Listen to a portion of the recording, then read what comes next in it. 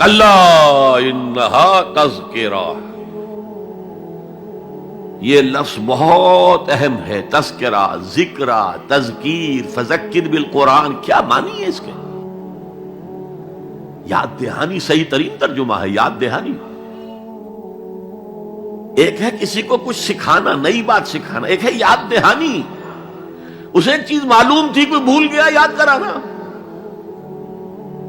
جیسے آپ کے کسی دوست نے آپ کو بہت قیمتی قلم دیا تھا، آپ نے اسے بہت سنبھال کر اپنے ٹرنک میں رکھ دیا، اب سال ہا سال ہو گئے، نہ دوست سے ملاقات، نہ وہ یاد، اچانک آپ نے کسی روز ٹرنک کھولا اور وہ قلم آ گیا، تو آپ کو دوست یاد آ جائے گا کہ نہیں؟ اسی لیے قرآن آفاق و انفس کے لیے آیات کہتا ہے، ہم اپنی آیات دکھائیں گے تمہیں، نشانی جس کو دیکھ کر تم ہمیں پہچانو گے۔ اور تذکرہ کا مطلب کیا ہے؟ پوٹینشلی ایمان ہر انسان کے دل میں موجود ہے، یہ جو روح جو ہمارے قلب کی مسکن مکین ہے، اس میں اللہ کی معرفت بھی ہے، اللہ کی محبت بھی ہے، البتہ ذہول کے پردے پڑ گئے ہیں، بھول اور نسیان طاری ہو گیا ہے، ہم دنیا ہی کے اندر گم ہو کر رہ گئے ہیں، ہماری ساری دلچسپیاں دنیا سے ہیں، لہذا ہماری توجہ ہی نہیں ہے، ورنہ ہر انسان کے دل میں یہ جو یہاں ہندوستان میں کہتے ہیں آتما اور پرماتما، آتما اور پرماتما کا تو تعلق بہت گہرا ہے، ابتدا میں بنا دی گئی تھی ارواح، جب ہم سب کے سب تمام انسان آدم سے لے کر اور تا قیامت جو انسان آئے گا دنیا میں، ان سب کی ارواح پیدا کر دی گئی، اور پوچھا گیا الستو بربکم قالوا بلا، یاد ہے؟ لہذا یہ تذکرہ ہے، یہ یاد دہانی ہے، تمہارے اندر موجود ہے، اللہ کی معرفت بھی موجود ہے، اللہ کی محبت بھی موجود ہے، لیکن کلا بل ران علی قلوبہم ما کانوا یعملون، ان کے دلوں پر زنگ آ گیا ہے اب ان کے اعمال کی وجہ سے، شیشہ جو ہے وہ زنگ آلود ہو گیا۔ حضور نے فرمایا ان هذه القلوب لتصدع كما يصدع الحديد اذا اصابه الماء، ان دلوں پر بھی زنگ آ جاتا ہے جیسے کہ لوہے کے اوپر پانی پڑتا رہے تو اس کو زنگ آ جاتا ہے۔ پوچھا گیا فما جلاؤھا یا رسول اللہ، اے اللہ کے رسول ہماری تلواروں کو زنگ لگتا ہے، ہم پالش کرتے ہیں، سیکل کرتے ہیں، وہ پھر چمک اٹھتے ہیں، تو دل پر اگر زنگ آ جائے تو اس کا علاج کیا ہے؟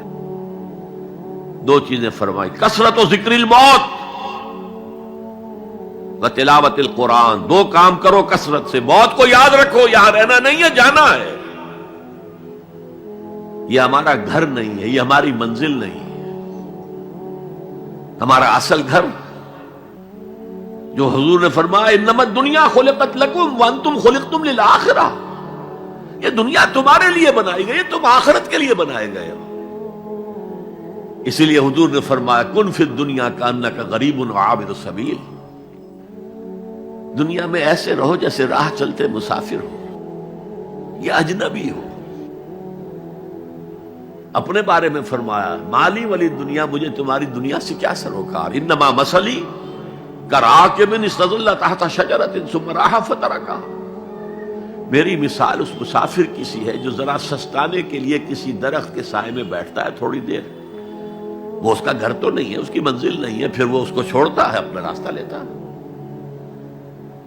یہ اگر ہمارا تصور قائم ہو جائے، کلا انہا تذکرہ، اب اس کے بعد جو الفاظ آئے ہیں فی صحف مکرمۃ مرفوعۃ مطہرۃ بایدی سفرۃ کرام بررہ، یہ جو قرآن ہے، جو تذکرہ ہے، یہ بڑے ہی انتہائی پاکیزہ صحیفوں میں ہے، فی صحف مکرمۃ، بڑے باعزت، مرفوعۃ مطہرۃ، مرفوع بلند اور انتہائی پاک، بے ایدی سفرۃ، یہ کن کے ہاتھوں میں ہے؟ لکھنے والے وہ فرشتے، بے ایدی سفرۃ کرام بررہ، جو نہایت باعزت ہے، بہت وفادار ہیں اللہ کے۔